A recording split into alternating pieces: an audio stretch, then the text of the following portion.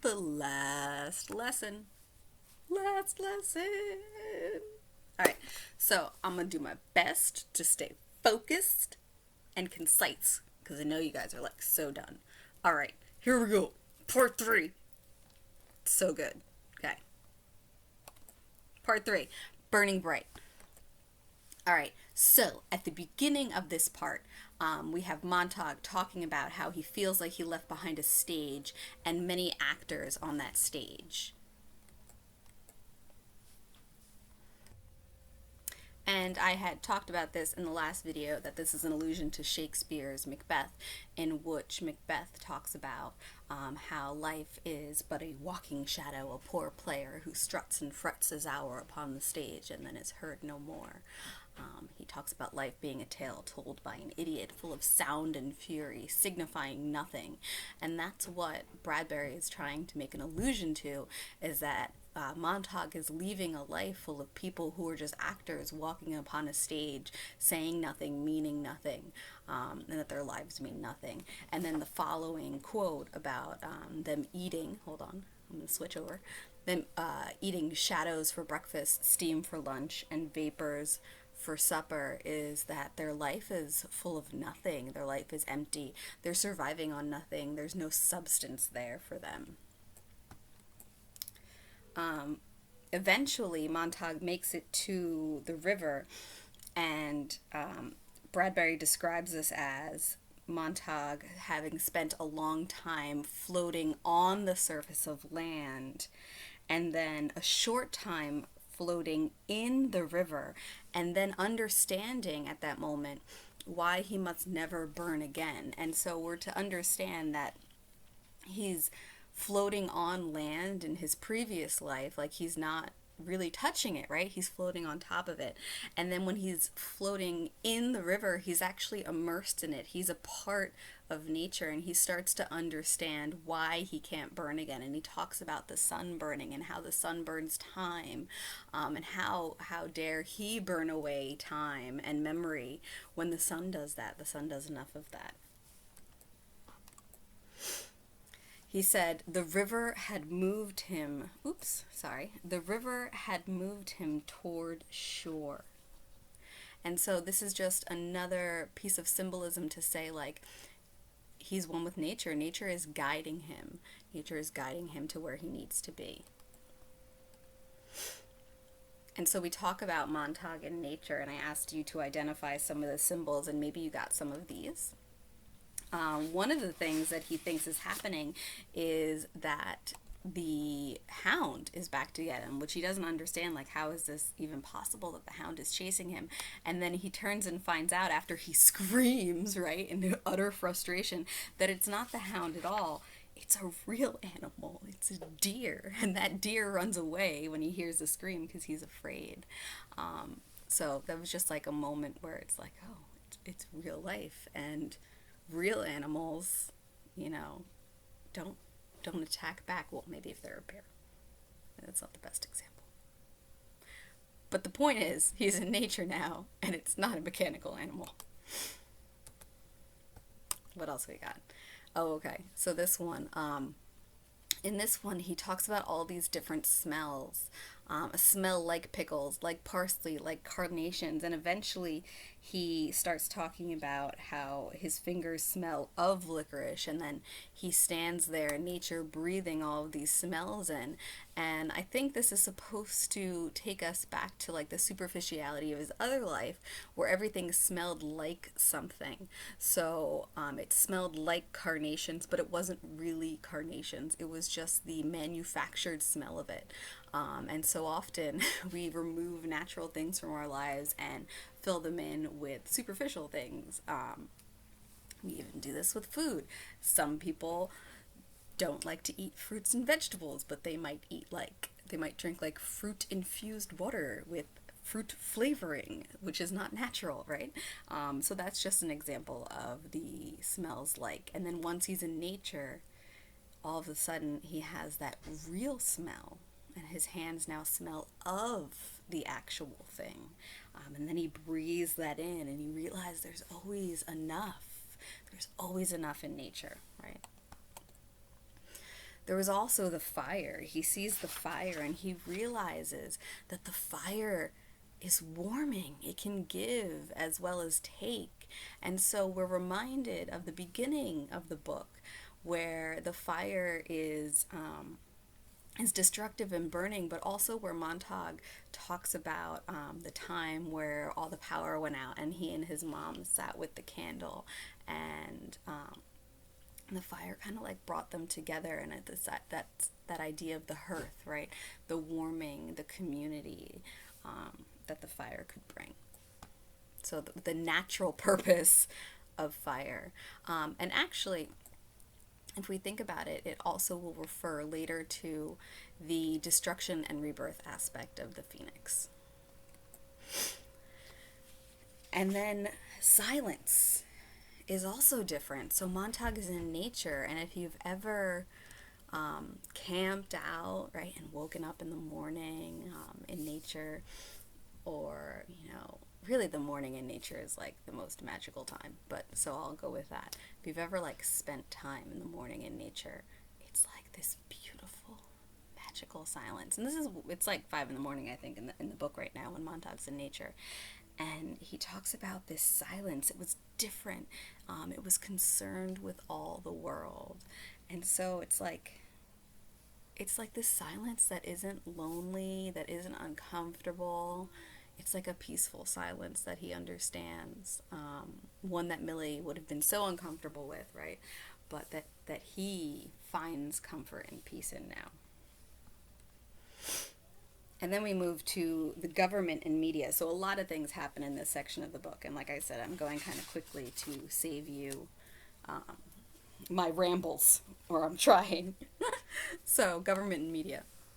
So Granger, whom he meets, says, they're faking. They can only hold their audience so long. They've got to have a snap ending quick. And what I want you to think about is the parallels that might exist between the way media is described in this 1950, I think we've talked about this a couple times and I've looked it up. 1950, copyright 1950 book, 1950s book media. And then how media functions today. Okay, so they can only hold their audience so long. They've got to have a snap ending quick. Think about videos you watch. When videos surpass, what time do you stop watching? Are you still watching this video? When videos surpass, like let's say if you're on Instagram and they have like the video that switches into IGTV mode and you realize it's like 15 minutes, or do you keep watching? No, snap ending, gotta have a snap ending quick, because people's attention spans are limited. So when the chase for Montague lasts longer than people's attention spans, they're like, screw this actual Montague, we're not gonna catch him, we're gonna find a decoy. So right now, some poor fellow is out for a walk, a rarity, an odd one. Don't think the police don't know the habits of queer ducks like that. Men who walk mornings for the hell of it. So what does the media do? The media finds someone, a scapegoat, and they find someone who's an outcast in that society, and they pin it on them. A crime against society has been avenged. So once they pin the murder of Beatty and all that Montague has done on this random guy who's walking, because nobody else is walking in the middle of the morning, early morning, they say to the world, all right, a crime against society has been avenged. We now take you to the sky room of the Hotel Lux for half an hour of Just Before Dawn, a program of... And it kind of reminds me of like when we were watching The Truman Show and Truman is like watching TV and something weird happens and it's like, we now take you to this show, and it's like redirecting your attention. Don't pay attention to this, which you're figuring something out that's weird. Now pay attention to this and totally forget what you were just thinking about, right? We don't want you to think. That would be terrible. If you think, you might figure out what we've just done. All right. So anyhow, Granger is the one who is showing Montague all this footage on this tiny little TV that they have in the camp. And then he meets all of the other hobos, which are known as the intellectuals. And Granger is, of course, the leader. And the rest of the men are intellectuals and therefore outcast, who say that they keep the knowledge that they think they'll need intact and safe. That is their main goal. And And they keep this knowledge in their heads because that way no one can get at it. After all, nothing is at last sacred but the integrity of your own mind, right? Like, the only way someone can get into your own mind is if you let them. All right, so this is where it starts to get real. Montague is trying to figure out, well, like, how do I fit in with you intellectuals? Like, I don't have anything to offer you, and like you're offering me safety, and you're like letting me stay with you, but like, how can I contribute to helping society and to saving the world? And they're like, well, what do you have? And he's like, well, I had part of the book of Ecclesiastes, but I don't really remember that. And they're like, it's okay, we'll jog your memory. And this is something that's looked over really, really easily if you're not going to take the time to make the connections, which is really what this book is all about, is making the connections. So I'm going to make the connections for you. The book of Ecclesiastes, and Montague being the book of Ecclesiastes, is really important, and I'm about to tell you why. Okay, so here's the deal. The book of Ecclesiastes is one of the canonical wisdom books of old text. So in other words, it is a classic book of wisdom, and it's known worldwide as such. Okay, the author of it puts his powers of wisdom to work to examine the human experience and assess the human situation. Sounds like Montague, right? Montague too is examining the human experience and assessing the human situation in his life right now.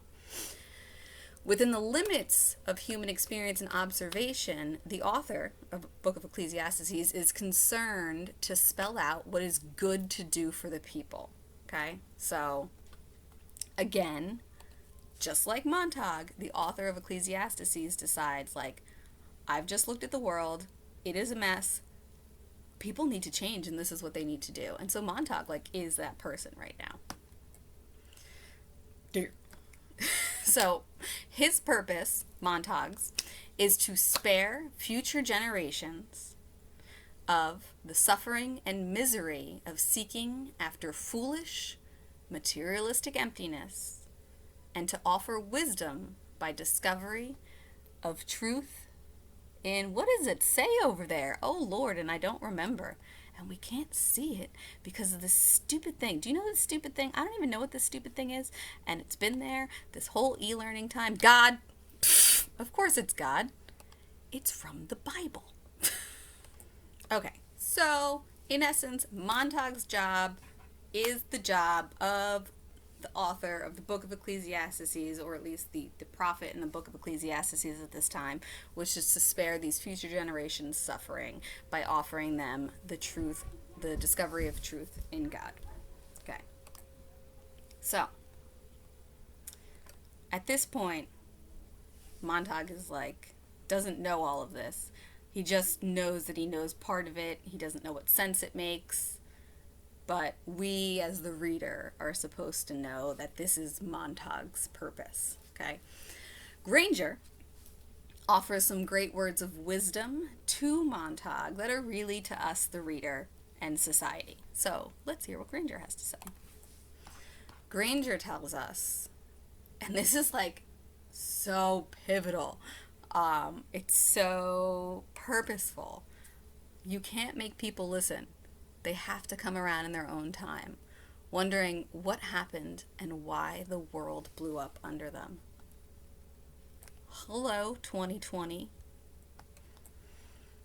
And then he says to him, the most important thing we had to pound into ourselves is that we are not important. We're not to feel superior to anyone else in the world.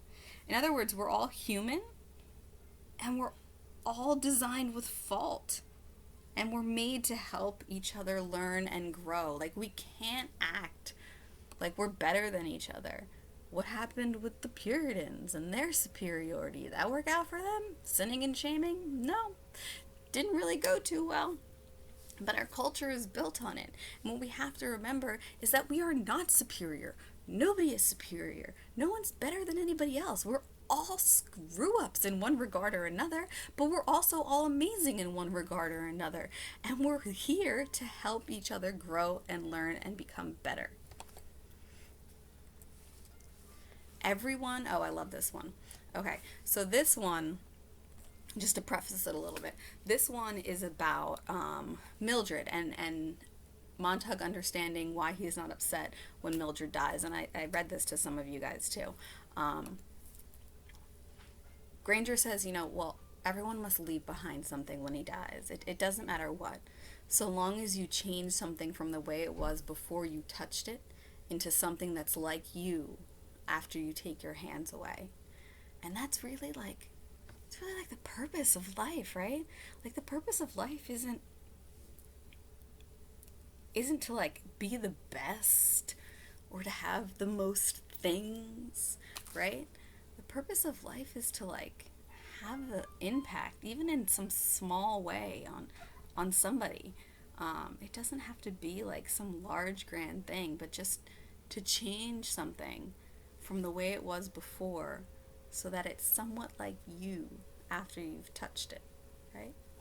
It's as simple as that. At least that's what Granger's saying. Alright, so, I messed up with my animations here, but that's cool. There are like a million illusions through this book. I'm just going to talk about a few that come up around here. I have talked about some of them already, but I'm going to talk about a few more. Okay, so literary illusions. After the bomb hits, you have Granger and all of the intellectuals laying in the ground, and they're described as children holding on to familiar things, their fingers clawed into the dirt. And one of the movies I didn't get to show you, which I kind of wish I did, because HBO actually recently pulled it, is Gone with the Wind. And HBO recently pulled Gone with the Wind because it's said to romanticize slavery, which it totally does. So they're going to reissue it with some historical context to kind of explain that, which is super. So maybe you'll check it out. But anyway, one of the overarching themes in Gone with the Wind is land, right? And so Montague and the intellectuals in Granger have their fingers clawing into the earth.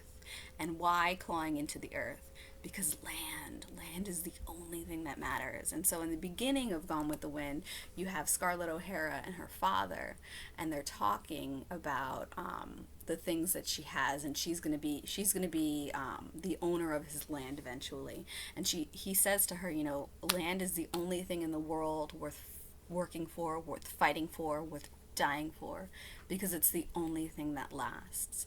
And so this brings us back to that pastoral American theme of the cultivation of land and all that we can do with land, and that we can grow and produce on land, and that we can kind of continue our civilization on land.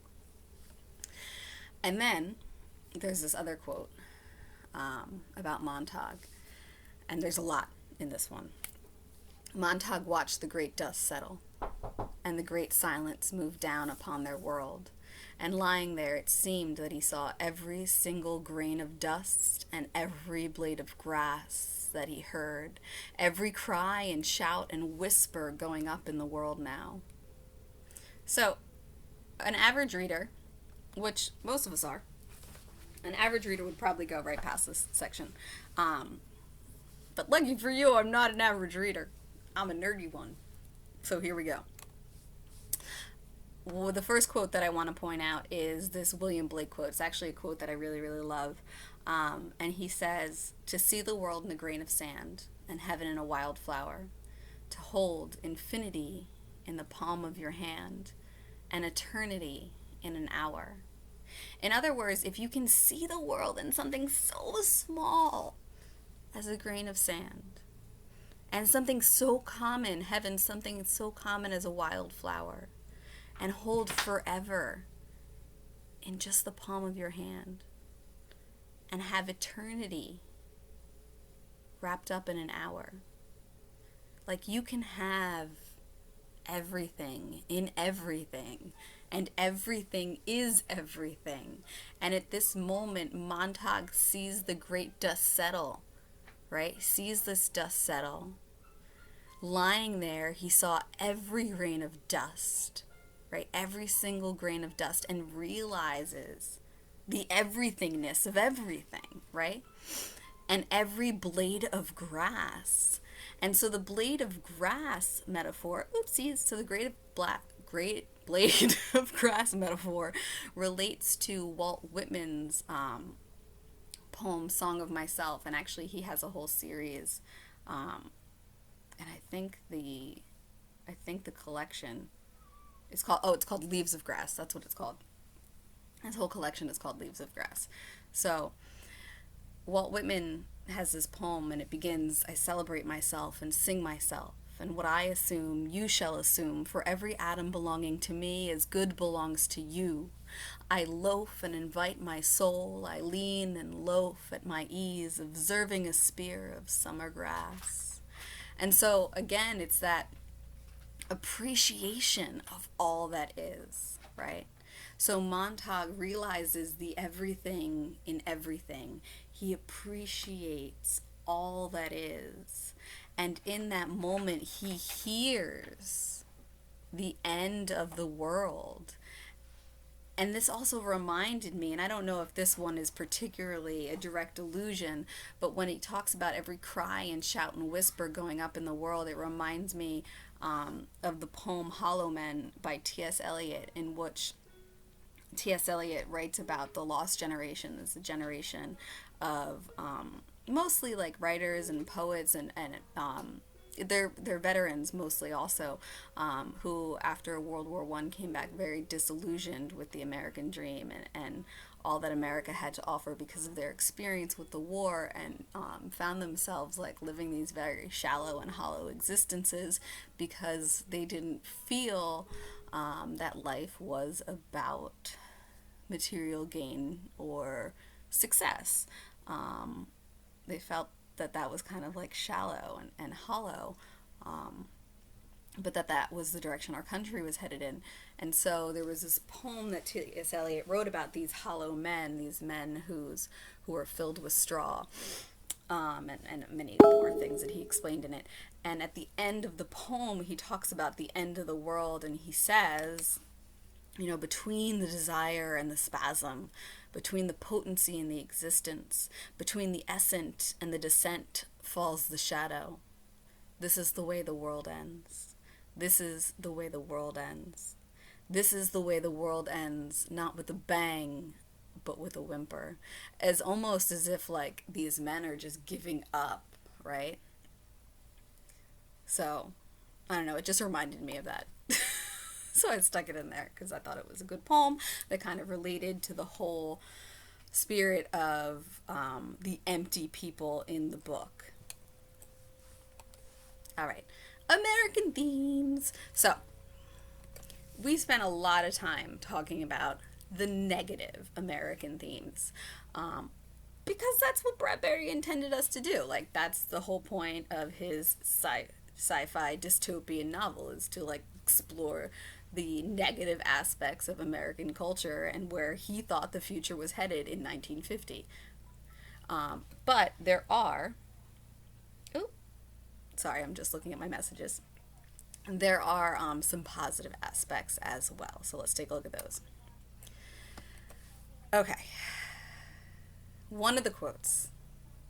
This is talking about the Phoenix, really, is that it's the wonderful thing about man. He never gets so discouraged or disgusted that he gives up doing it all over again, because he knows very well it is important and worth the doing. So one of the things about our country that you can't deny, regardless of how you feel even about it right now, is that we keep trying, right? We might take 10 steps back and 2 steps forward, but so do humans, right? When we embark on a path of self-improvement, we often make progress and then fall back and then make progress again, right? But Our country is definitely one that over years has looked at our flaws and mistakes and has tried to make amends for them and is continuing to try to do that. Um, some people say apologizing after the fact, or trying to fix the mistake after the fact isn't isn't good enough. But the reality is, like, when do you apologize? Like, while you're doing something, before you've done it. Better to acknowledge the error and to try to fix it than not at all, right? And so Granger here is saying that that's the thing about man, is like he will keep trying. Okay, and that's the thing about our country, is that we have kept trying. You know, we've made mistakes, but we've kept trying to improve, and often when we know better, we do better.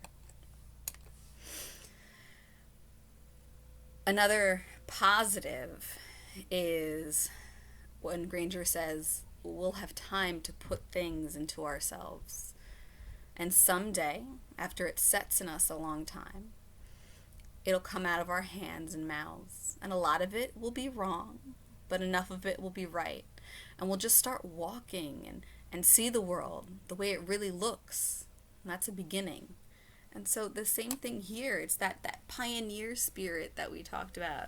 You know, like, we have to start somewhere.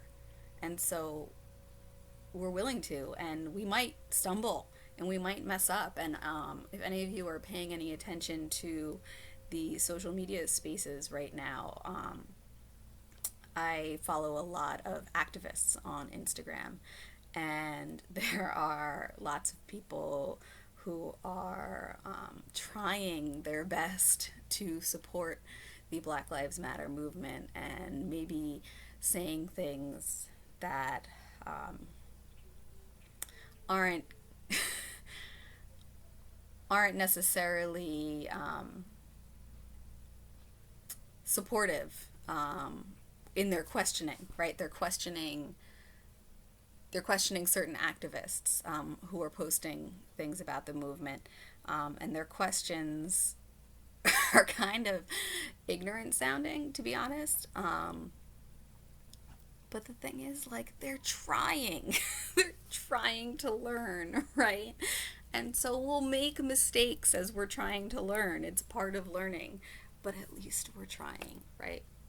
And once we make the mistake, we fix the mistake. And that's what Granger is trying to point out.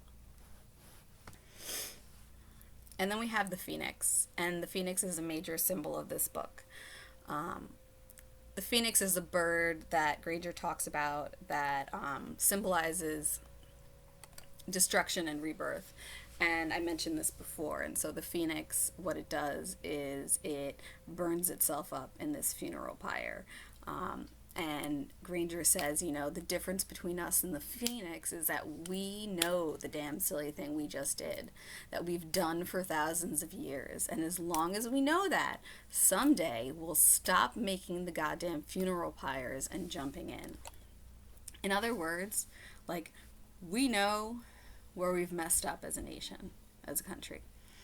And even though we might keep making the same mistakes, we might keep making similar mistakes, the point is we know, and we'll hopefully keep getting closer to making amends and doing it the right way.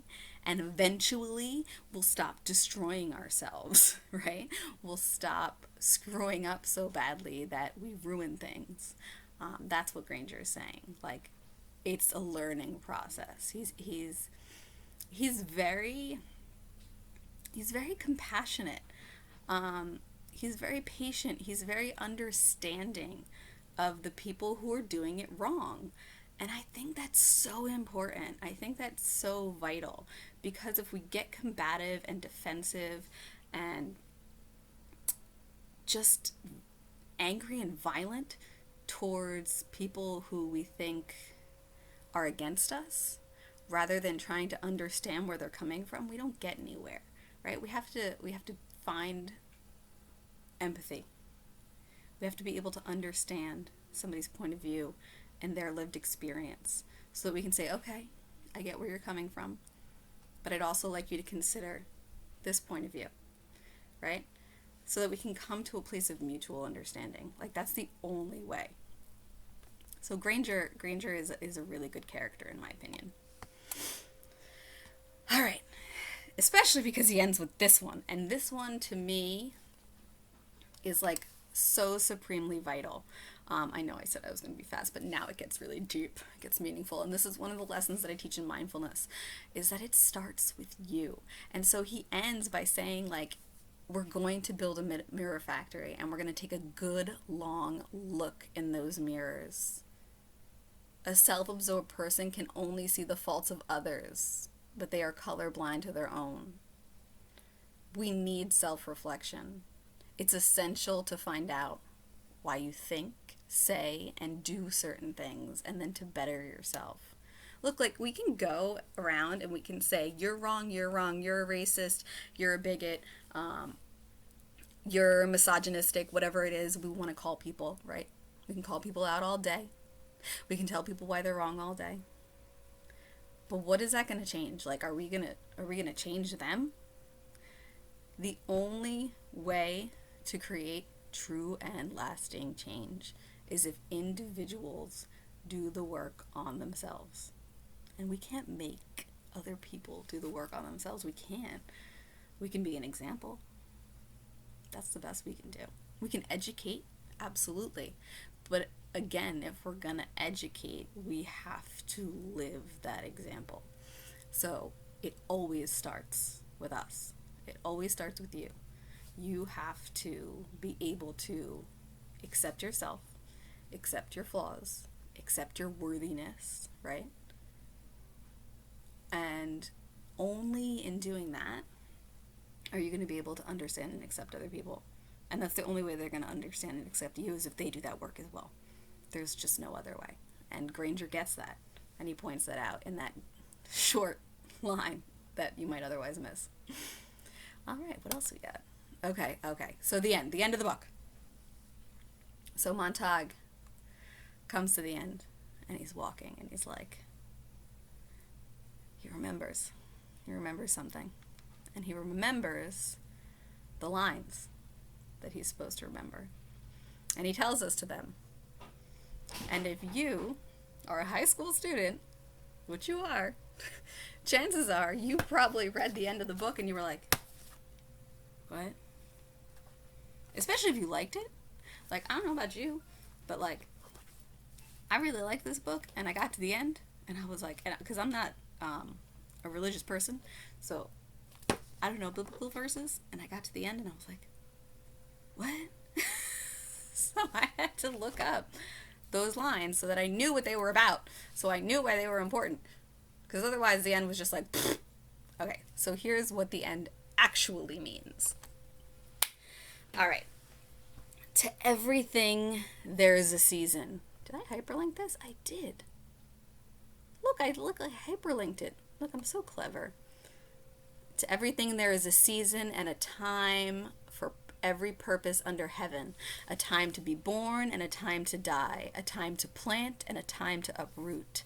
A time to kill and a time to heal. A time to break down and a time to build. A time to weep, a time to laugh, a time to mourn, a time to dance. I won't read you the whole thing, but let's end with a time to love, a time to hate, a time for war, a time for peace.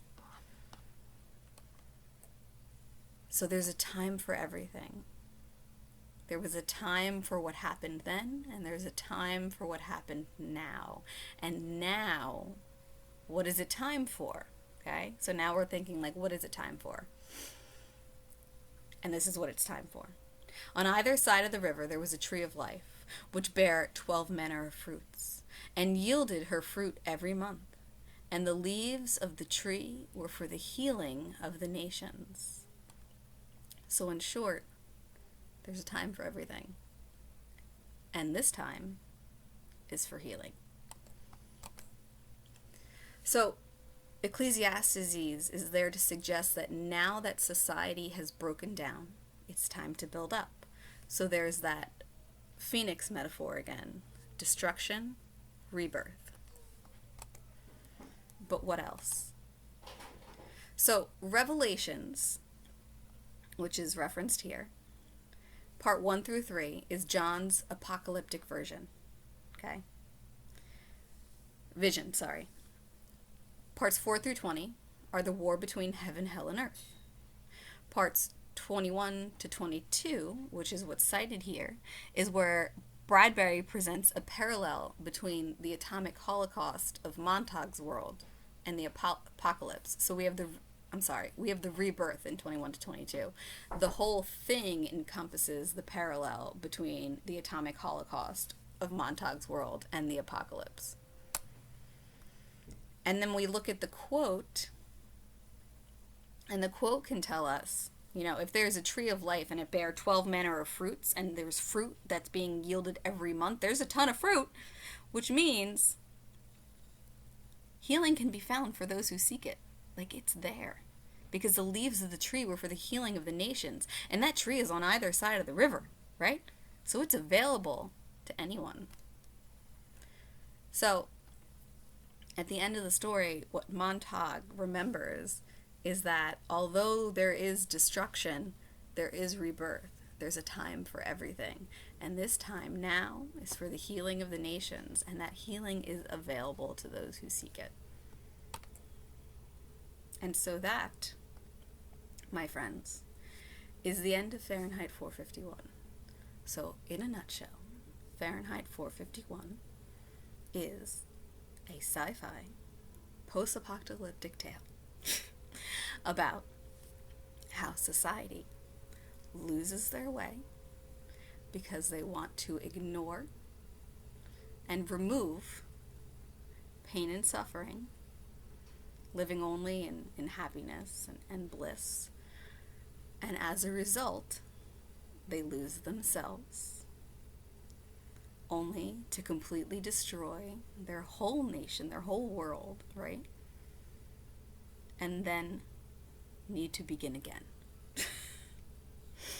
So, it kind of just makes you wonder, like, especially right now,